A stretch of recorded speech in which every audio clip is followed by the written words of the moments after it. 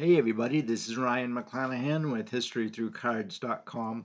Hope you're all doing very well today.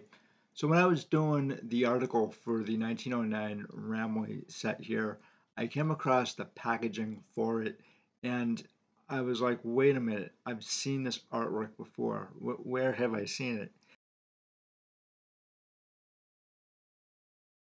And you know what? You guys have seen it too. It's actually the artwork of Alphonse Mucha, and he is highly influential back in the 1910s, and I'd say maybe even earlier than that. And this actually is Art Nouveau, but it's very subtle.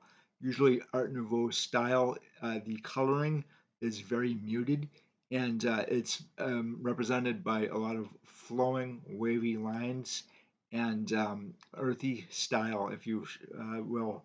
But this actually is, it is again very muted. Sorry, the glare kind of, well, it sucks, but I actually really like these cards. I did a fairly lengthy article on them, and you guys can check that out on historythroughcards.com. It has a, let's just say, a troubled past, but I'll show you the back of these cards if you guys haven't seen any of these. They are around. They're a little on the expensive side, but you know what you're getting. So, well, maybe. I mean, beauty is skin deep, right? So, I didn't actually know that until I started to research the set. So today, what I would like to do is tell you a little bit more about Alphonse Mucha, and there are actually a lot more sets out there, sports and non-sports cards that are really heavily influenced, more so by Alphonse Mucha's designs and his artwork than the Ramway set. The only reason why I picked that is because of the packaging, because it's a direct image of Mucha's work. And I'm not entirely sure if that really affected sales, which, well, technically it should have. But if anyone said, hey, wait a minute, do you have permission to use Mucha's design in your packaging? Again, I don't know. There was, again, in the 1910s, there was a law on the books, or the Copyright Act of 1909, which may have actually prevented, uh, should have prevented that from actually happening, but it didn't. And again, there's a lot more that we need to research in the Ramley company, the Mentor company, in fact. And I know they changed their name, and there's a lot more information that's been posted or found out by a member of Net 54 over the last couple of years on this particular company. Now, when I did study the Mentor company and Ramley, there was some really upsetting things about that, but I'm not going to discuss that here. That's for another time, another place. Today, though, I did want to read an article on Alphonse Mucha and kind of show some of his artwork. And it's kind of funny that Alphonse Mucha's work was picked up by well, my father's generation back in the 1960s, the hippie culture, the counterculture, and especially the music of the 1960s. I think Mucha's work was actually forgotten about after, say, World War One, just because people were kind of tired of that particular design, and Art Deco had kind of like ushered in afterwards. He was again forgotten about for a long, long time until, like, say, like the 1960s. And today, you really can't escape Alphonse Mucha's work, even if you tried. I really like it. And I'm probably going to talk about more of this because it really is very influential. I noticed today too that there are a lot of Topps Heritage cards, for example, and maybe other card companies that have used some of the artwork from, say, the late 1880s up until like the 1910s, and they just put a fresh coat of paint on, if you will, with new ball players, but it's an old design. And I actually think that's pretty cool because, when you're a young collector, you're probably like, well, this is pretty cool design. I want to collect more of it, or I want to learn more about the design, who made this, why is this like this? And today I think I might be able to answer a few of your questions. I had the same questions when I was a kid, when I first walked into that card store, when I first saw T206s. And T206s, they're not overtly Art Nouveau, but there is a little bit in there, usually on the backs of them. And then the 1911 C55 hockey and the 1911 T205s are more overt, in your face Art Nouveau. And I'm going to get into that at some point too. But guys, I think you're going to find this a really interesting article. So here we go. This is from alphonsemucha.org. Alphonse Mucha, biography and details.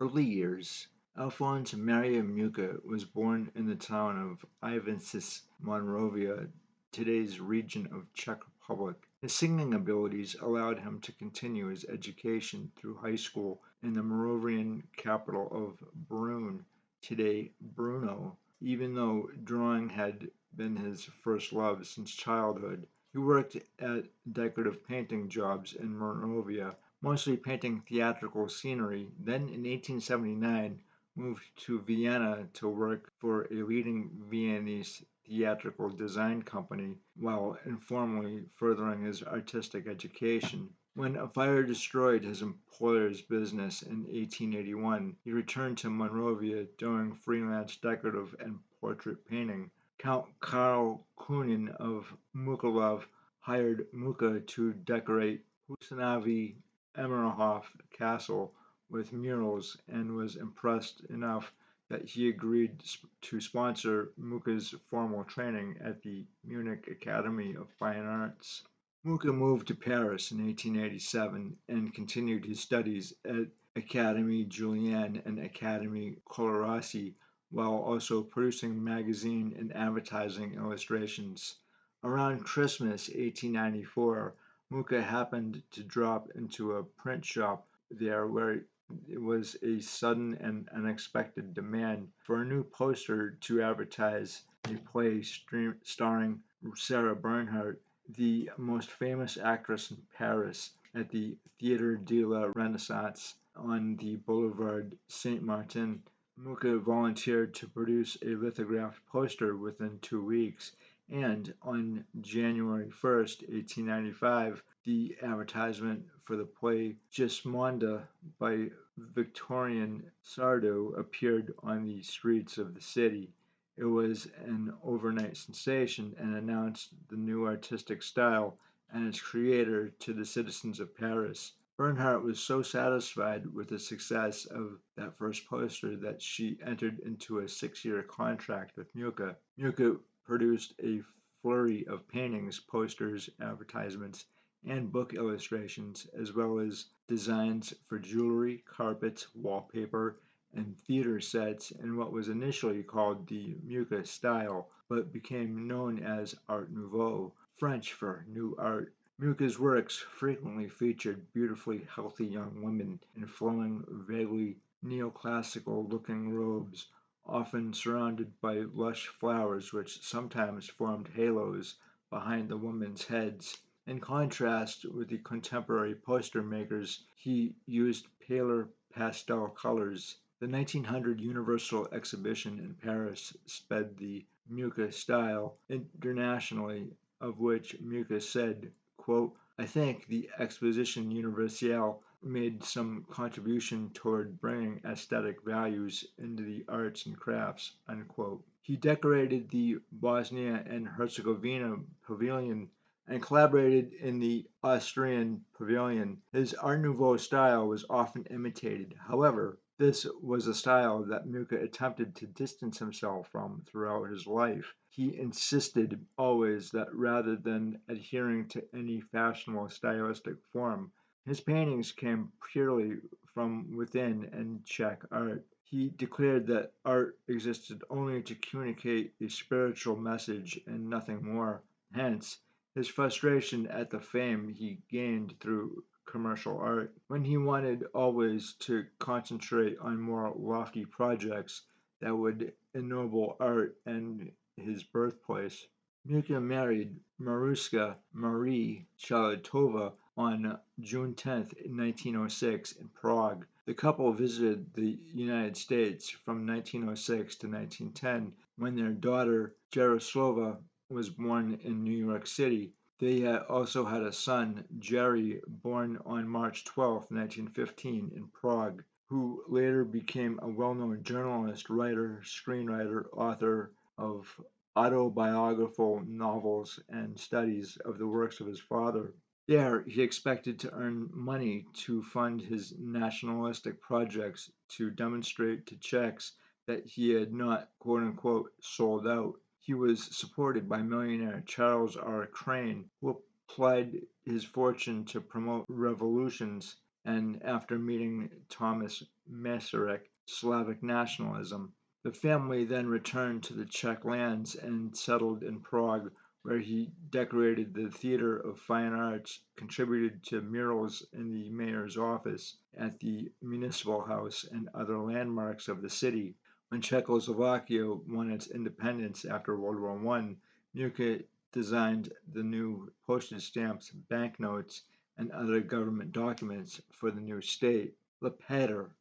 Mucha considered Lepeter his printed masterpiece and referred to it in the January 5, 1900 issue of the Sun newspaper of New York as the thing he had put his soul into. Printed on December 20th, 1899, Lepeter was Mucha's occult examination in the themes of the Lord's Prayer, and only 510 copies were produced. The Slav Epic.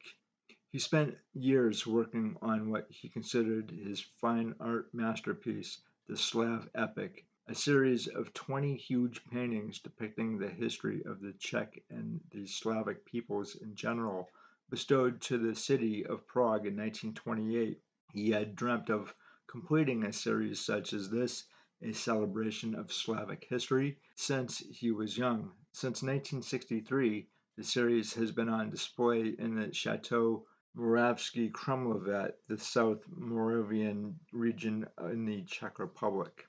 The rising tide of fascism in the late 1930s led to Mucha's works, as well as his Slavic nationalism, being denounced in the press as reactionary. When German troops marched into Czechoslovakia in the spring of 1939, Mucha was among the first people to be arrested by the Gestapo. During the course of the interrogation, the aging artist fell ill with pneumonia. Though eventually released, he never recovered from the strain of this event, or seeing his home invaded and overcome. He died in Prague on July 14, 1939, of a lung infection, and was interred there in the Bachelad Cemetery. Legacy. By the time of his death, Mucha's style was considered outdated. However, his son, author Jerry Mucha, devoted much of his life to writing about him and bringing attention to his art. Interest in Mucha's distinctive style experienced a strong revival in the 1960s with a general interest in Art Nouveau, and is particularly evident in the psychedelic posters of Hapstash and the Colored Coat, the collective name for two British artists, Michael English and Nigel Weymouth, who designed posters for groups such as Pink Floyd and the Incredible String Band. In his own country, the new authorities were not interested in Mucha. His Slav epic was rolled and stored for 25 years before being shown in Moravsky Krumlov, and only recently has a Mucha museum appeared in Prague, run by his grandson John Mucha. It has continued to experience periodic revivals of interest for illustrators and artists. It is a strong acknowledged influence for Specuist painter Paul Harvey, whose subjects have included Madonna, and whose work was used to promote the Stuckist Punk Victorian show at the Walker Art Gallery during the 2004 Liverpool Biennial. The Japanese manga artist Naoko Takakuri released a series of official posters depicting five of the main characters from her manga series Sailor Moon, mimicking Mucha's style. The 1962-born Masakazu Katsura, comic book artist and current Marvel Comics editor-in-chief Joe Quesada, also borrowed heavily from Mucha's techniques for a series of covers, posters, and prints. Grindcore and sludge metal band Sonic Green used a picture of Mucha for the cover of their album's Soon Mouth Secrets. One of Mucha's paintings, Quo Vadis, or alternately Petrunus and Eunice, was the subject of a legal dispute in 1986. The judgment handed down by Richard Posner describes parts of Mucha's life and work biography. Among his many other accomplishments, Mucha was also a founder of Czech Freemasonry. So, for a lot of companies, and this includes sports card issuers as well, a good design can really take your company to the next level. And what I mean by this is that people will be talking about your company and your designs and your advertising decades and maybe even centuries after it was issued. And so, a good design or a bad design, they can either make or break your company and your card set.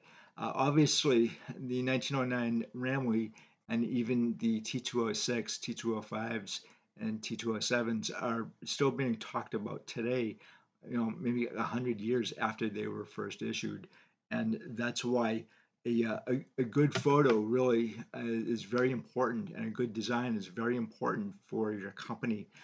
And unfortunately, today I can't tell the difference between a card that was issued in 2005 or 2015 or 2024, and that's because a lot of times when you see a card, say like a 1986 Donruss or 85 Donruss or 84 Tops, or even 84 Donruss, you know when this card was issued because every decade has a distinct design or distinct flavor, if you will, to it. Clothing from the 1980s or 1970s, you definitely know when that clothing was in style. Sometimes, obviously, styles change, music changes for the most part. What I kind of like today is that I'm seeing a lot of designs from, say, like the 1880s, like the Allen and Ginter that Tops is issuing in their heritage sets. That's actually making a comeback. And so, like, what was old is new again, I guess. What I think is really neat about that is that it allows other generations to pick up cards or designed cards, old cards or new again. You guys know what I'm saying. They get to pick this up really cheaply, and maybe they'll get interested in collecting cards, or maybe someday even wanting to grab vintage for themselves. So I think it can really kind of inspire people as well. Obviously, I've talked to you guys ad nauseum about when I was in the fourth grade, and my teacher wanted to have us learn about math and problem solving. So she took us to a card store, and that's where I first saw 1909 T206, T205s, 1951 tops, and so that obviously inspired me quite a bit to want to learn more about the cards themselves and the players. And you never know what could inspire somebody. It doesn't have to be a card, it could be like a good book or artwork. And I think today, obviously, me just talking about Alphonse Mucha, he obviously inspired people to want to learn about him or try to emulate his style of artwork. And we definitely see that in our cards from the 1910s, maybe even a little bit prior to that. It's a little bit difficult knowing exactly when Art Nouveau first started. A lot of people say 1880 through 1910, but by 1917 it was pretty much all over. And then obviously people kind of forgot about it. And Art Deco took its place, and obviously Art Deco. The first thing you think of is the 1934-36 Diamond Stars, and that just screams Art Deco. So it's really cool to see some of the designs and colors associated with some of our cards with a art movement such as this right here, Art Nouveau. Although, as I said before, it's kind of muted on this. It's not very it's not in your face. It's very subtle. That's what I'm trying to say. But you guys probably could pick up these cards. I don't think they're that expensive. I think I paid like 65 bucks, but I was at an auction, so it could be a little bit more. This set, though, it has a really interesting history. It's not a very good history, um, and there's a lot of anti-Semitism involved in this set. But that's beyond or besides the point. Today, I wanted to tell you a little bit more about Alphonse Mucha and his artwork. I wanted to show off some of it. And artwork, obviously, is one of my first loves outside of sports and cards and stuff. I am an artist, and I've been inspired quite a bit by the T205s. In fact, and I really love that set.